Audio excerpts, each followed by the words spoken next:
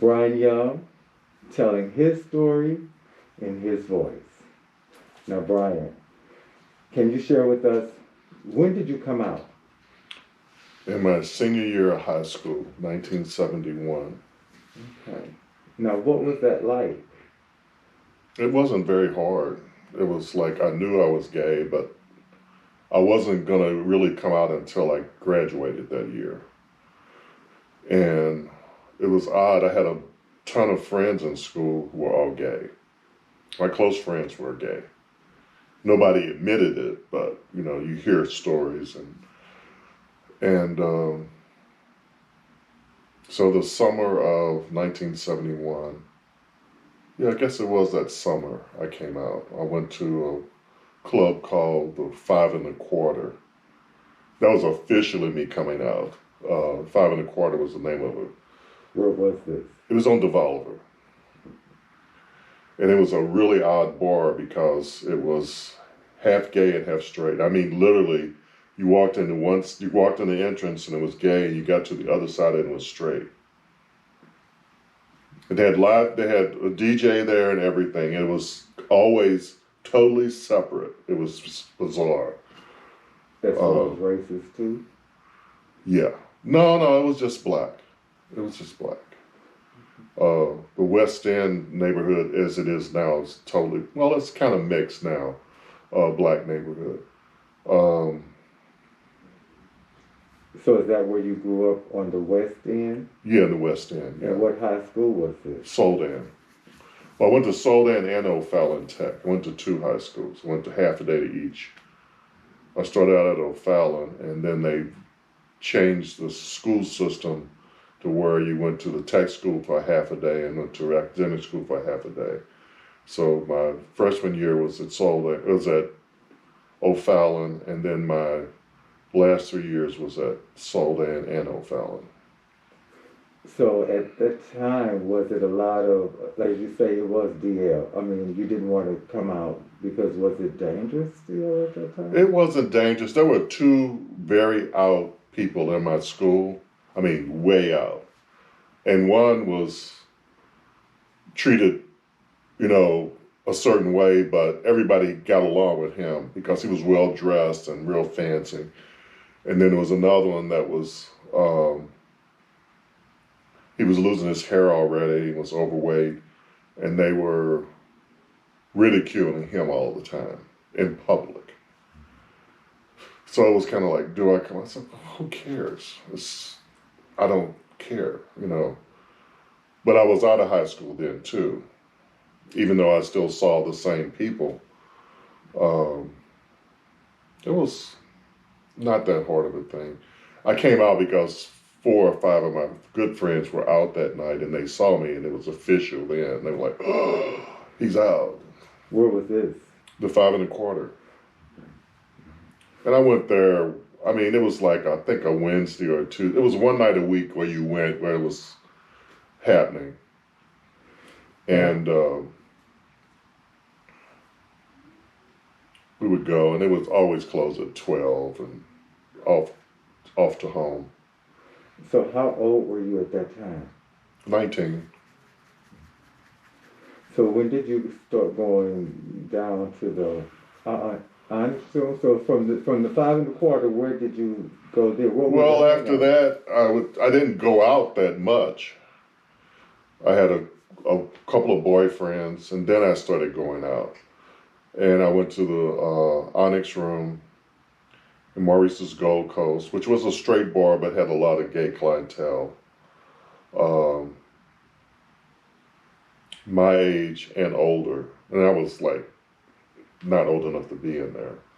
But one thing about Maurice's Gold Coast, I went there and he knew I wasn't old enough, but he also trained me how to bartend. Put me to work. Okay. So that was a fun thing. But there was not a big gay crowd. There was like gay people that went there on certain nights of the week, but it wasn't overly gay. But there weren't that many gay bars to go to back in those days anyway. So what was the scene like for gay people back then? Well, there was an Onyx room, and there was the potpourri. I'm trying to think. Yeah, the potpourri was open then. And Well, like more later, more 73, 74, the potpourri was open. That's in the Central West End across from Ballivans. And then there were the odd bars that popped up once a year and closed and open and closed. And there was Helen's, which was a lesbian bar, which was down the street from the Onyx Room. this was still on Olive before you got to, Grand. okay, between, what was it, where Lindell starts and it was closer to Grand, between Lindell and Grand? Between Lindell and Compton. Oh, okay, so where the Hitching Post used to be. Right. So the Hitching Post was Helen's before Yeah. it became wow, see that I didn't know. So now other than that, what about like other places that underground places that people might have hung out? There was a Spirits, the Gay Spirits Night, club, which had events. They had events and trips and things, which were fun. I went to those. There was probably some other clubs, but I didn't know about them. With the Spirits, I went to events they had because I knew them. I knew some of the members. So I would go to, they had events. I went to Omaha one time on a bus trip. And I never went to the Spirits nightclub or whatever it was. I never went there. That by the time that opened, I wasn't going out to gay clubs or any bars that often, so it wasn't a big deal. But I met a lot of nice people at the Spirits Club. And they had home parties and things like that. So what were those like? They were nice. They were always a little upscale. I thought they were a little bit upscale. They were pretty much more of a professional Right. social club. Right.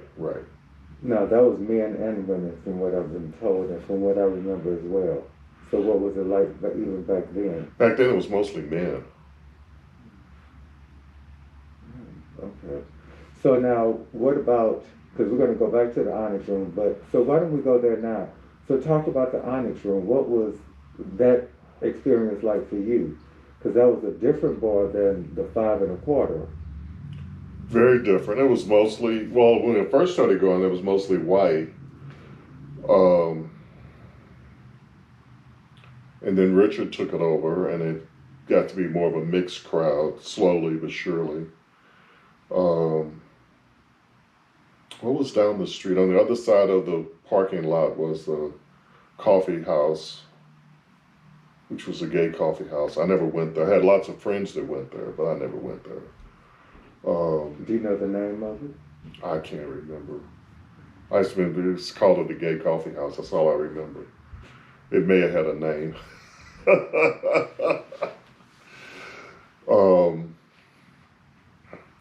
And Onyx Room was, it was just a bar. It had a bar and it has a few bar stools, and that was it. And then he kind of improved the place as time went on. So was it called the Onyx Room before he took it over? Oh, yeah. It could have been something else before that, but I don't know. I just knew it was the Onyx Room. So then you're saying how when he took it, he kind of changed things around? Yeah. He made it a nicer bar, actually.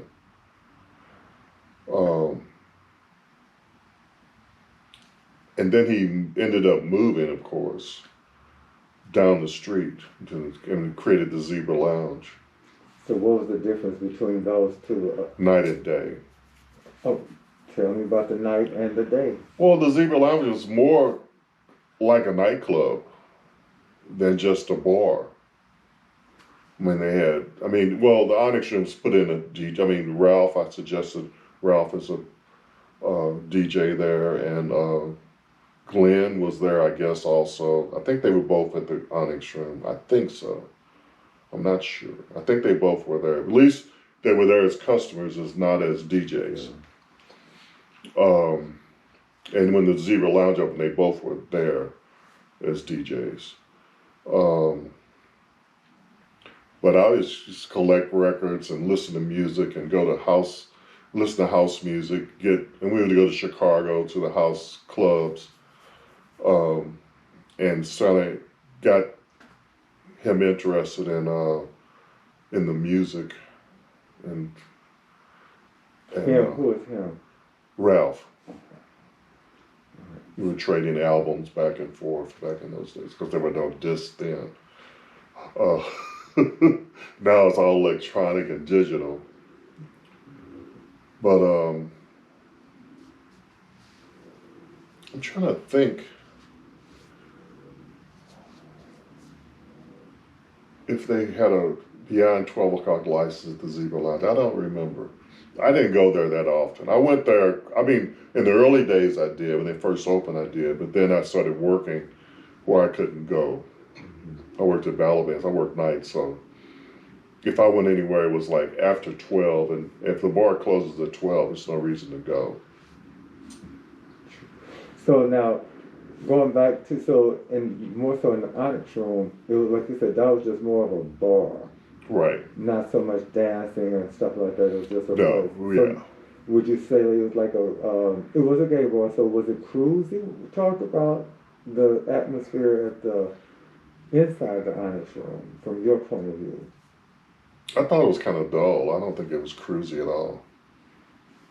I thought it was, because, at that time I had been to Chicago to bigger clubs and to raves and things like that where it was just dull. It was just like boring. So so you started working, but now I know also that you were part of the Herbie's crowd. Well, I used to go to Herbie's because it was in the neighborhood. And then I started, and I didn't go there that often. I went there like on a Saturday night or whatever, every once in a while. But then I started working at Balaban's. And then I went to Herbie's every night because I got off of work, walked on the way home, had to go by there. And if it was early enough, we'd stop in for a drink or a dance or whatever. So I was there quite often because it was on the way home. So I have heard different stories about Herbie's. You can talk about that a little bit. Now, what was that scene like? Herbie's was very nice bar, restaurant actually. It was a restaurant and bar, and it stopped lunch. Then it eventually stopped dinner. But it was a really nicely decorated, designed space. Charles Kerr, who just passed away a couple of weeks ago, designed it. It was very upscale. It was kind of modern, Art Nouveau, this decor. I mean, it was really nice. So it's like the Studio 54 of St. Louis? People say that, but it was much nicer looking than Studio 54. Studio 54 was just black walls painted. I mean, Herbie's was really done up. Art Deco chairs, the whole thing. I remember passing by there when I was, Now, it's a smaller size. It was a smaller city, too. But it did feel its crowd. So now, As far as celebrities going there, we had celebrities in there there was celebrities there all the time. Because they would come to Balaban's for dinner and then come down the street to Herbie's. Martha Ray would come in. What was his name? Oh, I can't remember his name. Tab Hunter. I mean, they just come in and dance. There wasn't like people bothered them. They just came in and was just part of the party. It was like an ongoing party. It really was a nice place. so now that was like a mixed crowd too, wasn't it? Oh, yeah, very much so. Straight and gay, male and female. I remember passing by there when I was a kid. We would go to Baskin Robbins, and I could see it looked like a place that I wanted to be. And I think I might have been about 12, maybe 13 or something like that. But I knew that just seemed like for some reason that was a place that I wanted to be and needed to be there when I got old enough. It was a fun place. So now, did you go to the east side, like after your Oh, war? way too many times. I started out going to the Red Bull. What was that like? Very strange. Red Bull. I had a guy I went out with, and he had a card. If that in those days, you could be 18 years old and drink in Illinois. That's how long ago it was. Um, and he gave me a card, so I was a member, so I could get in. What if you didn't have a card, you couldn't get in? If they didn't know you, you didn't get in. Wow. Um, it was it's just a way to weed out the crowd, weed out the blacks or whatever. But So the Red Bull was it was black and white, but it's just they were picky. about who they would let in, or Right. either way, or just more so with the. Just was who knows? Because I went quite often, even after I broke up with him, to lost the card and everything. I went quite regularly, and they had drag shows upstairs and downstairs. It was a crowded bar. It was fun. It was festive. It was a good place to go for after hours for dancing. If you really wanted to go dancing, you really could. And it wasn't that big. I mean, Jerry opened up Faces after, and that was huge. So now, so before Faces, did you ever go to Judge's Chamber or any of those? I went to Judges' Chambers over the years. Now talk about that, because no one that I have been able to talk to yet. It was just a dump. But what was the crowd like? The crowd was a mixed crowd. It was a weird crowd. There were like, I don't know, there were some people it seemed like they were always there. You go there and you say, they're here again. It was like, it was bizarre. In what way? It was just bizarre. It's like the room was on tilt. because of the mixed crowd. Because East St. Louis is its own world, and especially back in the day, it was a place where you can just go and really just be yourself. Oh, you can let your hair down there, because we used to go to the Chinese place before there and eat. Where, over in East St. Louis? There was in whatever that area is, there was a Chinese place we used to go to, and then we would go there. We would be hungry, would eat, and then go to Judges' Chambers. And I don't know why we were there, because we had to get there. We go like, it's time to go. Why is that? Because it was just too late. It was just getting to be too late. And one time we got put in jail over there, going there. And I don't know what story we told them to get. We didn't get charged for anything. But two of the guys with us were carrying tons of marijuana on them. They had these big fur coats on, and they had marijuana with them. And it was just bizarre. And I don't know, we told them something crazy, and they let us out. Didn't charge us any money, didn't charge us, just go. I don't know what I told them, something crazy. And that was scary. That was funny. That was the last time I ever went there, too. So now, how did the police treat people that were gay in Illinois versus in St. Louis? They were perfectly nice to us. In Illinois? Yeah. Or so now, what was the law like in St. Louis, in Missouri? I don't know. For gay people, I never had a problem with the police. Except once when I was leaving work. I was really stumped, because it was the only day, because I worked at a private club downtown. And we wore tuxedos every day. This day, I decided to take my tux off for the break, because we worked lunch and dinner. We had like 3 hours in between. And I said, I'm going to walk up to City Hall to get my birth certificate. So I put on jeans, and left on my white shirt, put on some jeans and tennis shoes, started walking down. And I'm walking down the street and walking by Walgreens, and halt. Like, okay. Were you talking to me? Get out on your knees. I was like, okay, what's going on? You just robbed this Walgreens. I said, well, no, I'm just walking down the street. So I explained I was just coming from work and everything, and he says, well, I didn't want to believe me. And this poor kid, hippie-looking kid, they drug out of there. He was also stopped for it. And we put it in the car, and I said, just calm down. You didn't do anything, don't worry. I have to be back to work. I said, you'll be fine, just hold on. And so they kept us in the car, and I said, well, could you give me a ride to City Hall? Well, I said I was going to get my birth certificate. That's all I wanted to do. And if I had not probably changed out of the tuxedo, they probably would have never stopped me. So working in the Central West End, because that was the place to be, and still is kind of sort of, still is, well, more so then than now. They had a lot of businesses. So what was it like working at Ballivants and being in the Central West End? It was great. We went to work every day.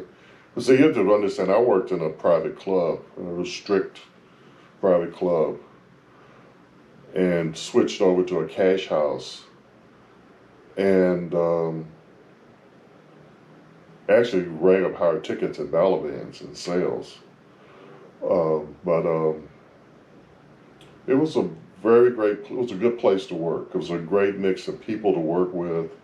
The owners were smart people. They hired smart people. They didn't have any problems if you were gay or straight, because most of the waiters there were straight, but there were a lot of gay waiters also. But that wasn't the issue. It was just you had to come in and do your job. And they were treated fairly. We made great money. Had busy nights all the time. It was great. And I went to Ballivants when it was going under its change from more of a bistro type menu to more of a upscale menu. When I started, they added fresh fish daily, where like Wednesday maybe had one fresh, they had 3 fresh fish flown in from England or from Hawaii. They had like Dover sole. We had lobsters, which were on the menu all the time, even when it was just crepes on the menu. And the menu gradually changed. Over the years I was there. I had a hand in that when I was there in the menu changes. I was not the chef. People make that mistake that I was a chef. I was a waiter. I started out as an assistant waiter, became a waiter, became the dining room manager, and became the manager of the dining room and the catering. Off-premise catering that we did. And then you grew from that. Yeah. And talk about that. Well, I went to open a restaurant with 3 other people who owned another restaurant chain. Well, three or 4 restaurants. We had a restaurant called Tango Grill. We opened a Spanish-style restaurant, which was taking a chance in those days with Spanish food in St. Louis, which we found out.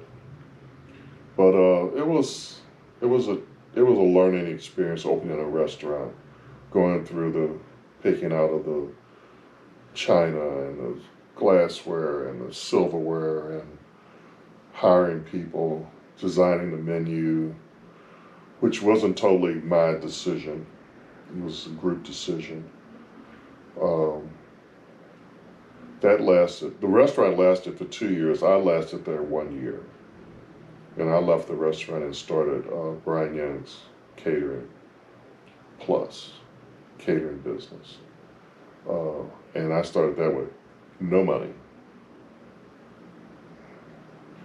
I don't know how I got that far, but that went on for like 17 years.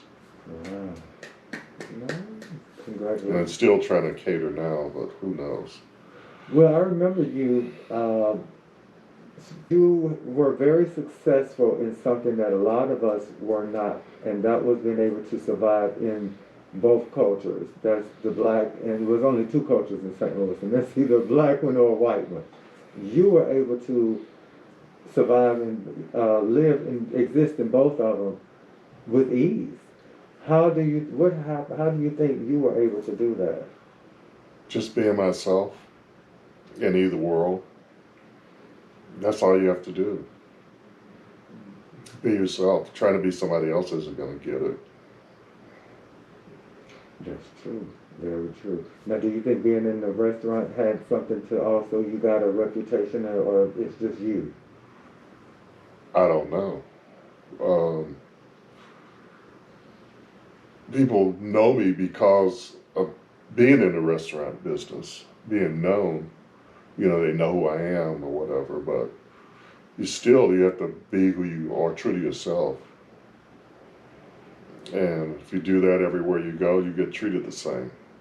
And if you don't, you get problems. From the Onyx Room to the Zebra, like you said, it was a big difference because the Zebra was more like a nightclub. Right. So now let's go back to that. So it was more like a nightclub in what ways? Well, they had a dance floor.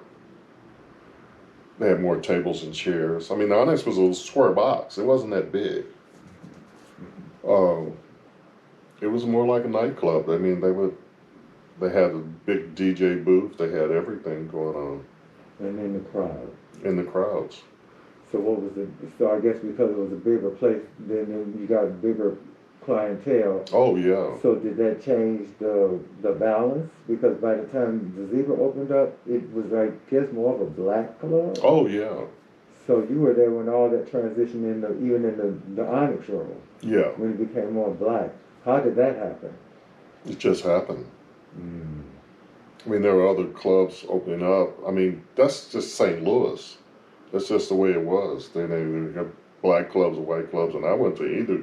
I went to either one. I didn't care. Why do you feel why do you feel that our story should be told, and especially do you feel like it's important that our story is told authentically by us, and that's being gay, black, white, however way you want to phrase it? Well, to get true experiences, people want to know why things happen and when they happen and how they happen, and it's just good to know. Make somebody that's just coming out new think there's some history there. But now, is there anything that you want to say? No, just hold your head up high and keep on going. All right.